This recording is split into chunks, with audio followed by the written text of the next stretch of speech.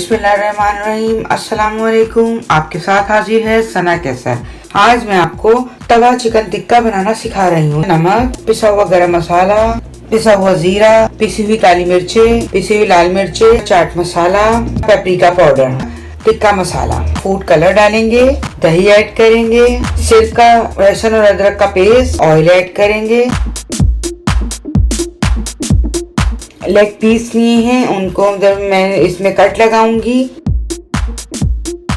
सारा मसाला जो मैंने मैरिनेट करने के लिए रखा था ये सब इसमें लगाएंगे।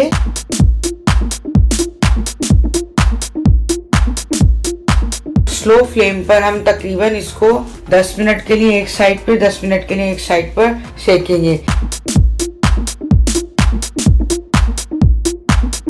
आप इसको ट्राई करें और हमें कमेंट्स में फीडबैक दें, आपको कैसी लगी हमारी वीडियो।